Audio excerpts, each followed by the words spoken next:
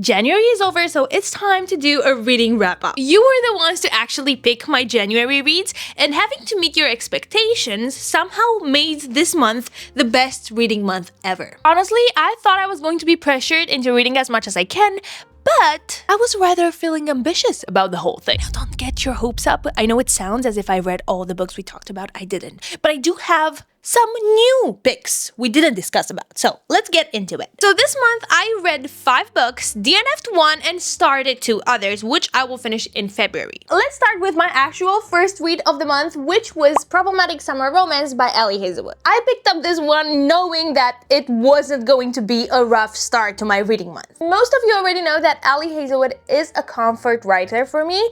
That hasn't changed, but compared to my other Ali Hazelwood books, this is my least favorite. I still had fun reading it. It was a 3.5 star, and once I reached half point, I had to finish it in one sitting. First and foremost, we have a 15-year gap. That is at least questionable, but who am I to judge? It worked in the book, and I was obviously rooting for them. Now, Miss Hazelwood tends to structure all her main characters sort of the same, because we have the MMCs, who always have mommy issues, or in this case, daddy issues. Or both. Whatever, they are all successful grumpy men that go all fluffy and soft for the FMC. And the FMC is always this quirky, nerdy genius that for some reason lives in a total chaos and their lives are a mess. And once the girl meets the guy, all her issues dissolve somehow. It's not to the extent that I get bothered by it. Yes, it is a pattern though. Actually, up until now, this whole structure was quite comforting, but dare I say, I might start getting bored of it. I never thought this day might come since I am such a big Ali Hazelwood fan, but I am looking for a different vibe. Her books will always feel like a fun read for me. They're really easy to go through and you just have a good time, which is why they won't go under 3 stars for me. In this particular one, we have 23-year-old Maya and 38-year-old Connor, who is her brother's best friend. They have a semi-spicy night after he helps her out of an embarrassing situation, but then he just bails on the whole thing. He doesn't want to have anything to do with her because he cares too much about her. You know, the usual thing. Then they have to attend her brother's wedding and everything works out. So that's mainly the plot. Would I recommend this? Compared to the other Ali Hazelwood books, probably not. But it is a fun read. 3.5 stars, nothing special though.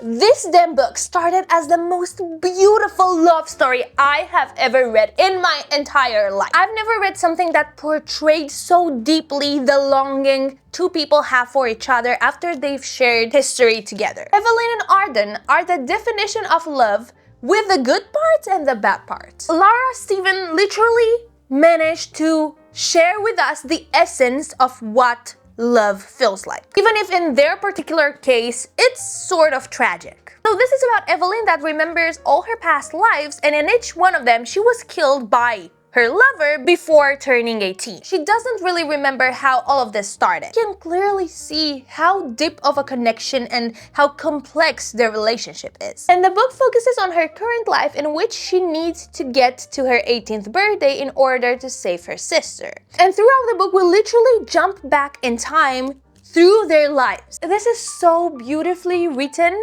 that I thought this was going to be a top tier book. You know, the ones you would tattoo on your forehead. That's how good they are. That would have been true had the ending been different, because I hated the explanation of why they reincarnate and remember their past lives so damn much. It didn't fit the book at all. I'm not gonna tell you what actually happens because even though I disliked the ending so much, this is still a 4-star book I would definitely recommend. The ending made it feel like I was watching a shitpost type movie. It didn't fit. It had nothing to do with the rest of the book. I felt betrayed by how everything was explained, and we had a second explanation which sort of tried to redeem the whole thing. It made it a little bit better, but still, no, the ending doesn't live up to the first part of the book. Still, a 4-star, I would definitely recommend it. Such a beautiful love story. And then I picked up Legendary, and girl, I wish I read this sooner. If Caraval was a little bit slow, this was the total opposite. This book was so immersive and it had this seductive atmosphere about it. There's nothing explicit in this book. There's no spice whatsoever, but everything is so romantic. It sounds weird, but it's really something else. The Caraval series is so different from anything I've ever read. If you don't know anything about the Caraval series, it follows these two sisters that run away from their abusive father to attend this magical sort of carnival. I think that's the actual word for it. Book 1 follows Scarlet, the more careful sister, and then book 2 follows Donatella, which is the more promiscuous one, let's say. Now, reading book 1 made me imagine Donatella to be this little whiny bitch, okay? And I wasn't looking forward to reading book 2. But actually, after reading it, I realized that I prefer Donatella so much more. She's such a complex and well-written character. I don't want to tell you much about what happens in this book because I feel like the Caraval series is an experience you need to go blind into. But this follows Donatella because this time she's the one to attend Caraval, and it's much more twisty than book 2. If you thought book 1 was plot twisting in the end, this is even more so. Honestly, it's impossible to tell you more about this book without spoiling it for you, but just know that the writing style is still vivid and colorful and unique as it was in book 1. If you read book 1 and you weren't entirely sure about it like I was when I finished this has everything this one missed. I don't know what else to tell you. This is definitely a 5-star read for me, and it's one of my favorite books right now. The next book I wanted to read was Mile High. I gave it a try and I DNF'd it. Girls, I couldn't get over how annoying the MMC was. We have Xander's this cocky, self-absorbed jock who believes that everyone revolves around him. He treats women like objects, and he's actually very proud of himself. Yeah, I know that down the line we're gonna find out that he's actually a good guy deep inside, and that his troubled past hasn't allowed him to know how to treat other people and express his emotions properly and like a decent human being. Well, sleeping with another girl every night and having a literal list in your notes app about their names and who they are because you keep forgetting isn't the way to show that you are actually a good guy. That sounds like you're just an asshole. You know what? I'm not here to convince you I'm right. I'm just gonna read some quotes so you can make up your mind. So this is his point of view, and he got 2 Instagram DMs. One of them is from Carrie, and she says, "I'm free and you better be too, let's meet up." And then Ashley says, "You're in my city tonight, I'll make it worth your while." And then he says, "I go into my notes app, finding the note titled Denver, trying to remember who these women are. Apparently, Carrie was a great lay with a fantastic rack, and Ashley gave one hell of a blowjob. It's going to be hard to choose where I want my night to take me. Then there's the option of going out and seeing if I can widen my Denver roster with some new recruits." With some new recruits? That sounds literally disgusting. I am sorry, I cannot get over that. Like, okay, MMCs being a little bit cocky, a little bit full of themselves. Sure, I like that to a certain extent, but being an asshole just like that? No, I'm sorry. Another excerpt for you. "I live for this. I get plenty of action at home and thoroughly enjoy my summers in Chicago. But there's a different kind of thrill when it comes to putting me on the road." I couldn't take more of it. I usually give a book 100 pages so that I can decide if I want to continue it or not, but with this one, 30 pages were enough. And I also promised myself that this year I'm going to enjoy the books I read. So, DNFing it, and I am not even a little bit sorry about it. I know we had a planned TBR for this month, but after reading Mile High, I was afraid of getting into a reading slump, and I was already immersed in the Caraval world. So, I picked up Finale because I was so damn curious about how the story is going to unfold, and I'm happy I did because this was another 5-star read. Now, book 3 is a dual point of view of both Donatella and Scarlet. I cannot stress enough how magical this series feels like. It's literally you in a fairy tale. We have Scarlet's love story with Julian and Donatella's with Legend, and down the line, their stories get so intricate and intertwined, I cannot possibly explain it to you. I think that the Caraval series has well-rounded characters with immersive settings and good plot twists, so definitely a series I'm gonna recommend to everyone. After finishing this, I can't wait to start the Once Upon a Broken Heart series, because everyone has been recommending that to me, and I'm expecting it to be just as good, if not better, than the Caraval series. The last book I finished reading in January is The Enemy's Daughter, and let me tell you, this cover, look at these colors. This is so beautiful.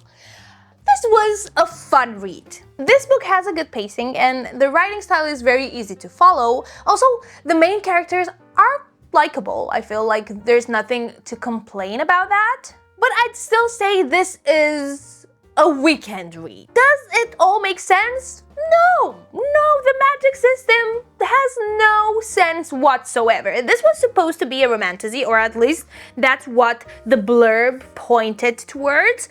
It's not really. It's more of a dystopian romance with magical elements. The setting is basically a world after nuclear bombing. Well, they do not specifically mention nuclear bombing, but it sort of points to that. The civilization regressed to guilt and, the mentality where women are submissive and the stronger one will lead. Or at least that's what Isadora's reality looks like. Isadora is the main female character. I think you can probably tell that this is an enemies to lovers, right? So Isadora's clan fights with this other group, and that's where everything starts. Now, the magical element in this book is marriage. When two people marry, they can transfer emotions and pain and memories to one another, but only the founders of this world can do that, and the explanation is that the bombing did something magical. Now, okay, that makes absolutely no freaking sense. It is what it is. Am I mad about it? I don't really care about it, honestly. It's just a relaxing read, whatever. We have magic, okay. Oh yeah, we have plot holes. Yeah,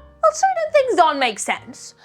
But still, I wasn't bored. I could finish it pretty easily and it was fun. But if this were to be a series, I wouldn't read book 2. Like, a standalone, it's fine. Regarding it being a slow burn, this is not a slow burn. They are enemies for a while and then they snap into loving each other. This is a read in which you do not use your brain too much. It's just, I'm reading a book.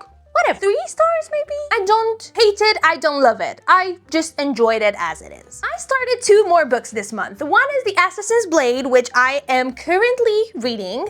I am at page 74, and what can I say? Everyone is right about the Throne of Glass series. It's a good series. I didn't get bored, I like the pacing, I love the writing style, and Selena Sardothian is such a cool character. This is book 2 in the series. You can read it first, but whatever. I just chose the order I've seen the most on social media. So I'm reading this, I'm loving it so far. And then I also started the Vampire Diaries book series because I am rewatching the TV series as well, and I love the Vampire Diaries series.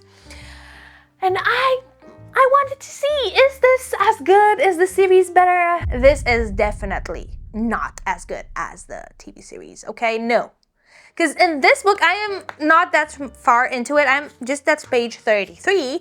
But in this, Elena is an insufferable bitch. She is portrayed as Caroline was in the beginning of the series. So we have a mix-up of their personalities. They just mixed and matched, basically, in the series, and they made it better. Would I recommend this? No, I don't. In the 30 pages I read, I didn't like it. But I will continue it because I'm curious to see the differences. But for now, the 2 medias give off totally different vibes. TBR for January also included these 2 books. I didn't pick up this one, I didn't really feel like it. And well, I'm currently reading this one, so I think it's good enough. I am really happy with my reading month. Thank you for watching, hope you're having a wonderful day, and I will see you in the next video, which is going to be a Valentine's Day special with my boyfriend. Don't forget to like and subscribe. Bye!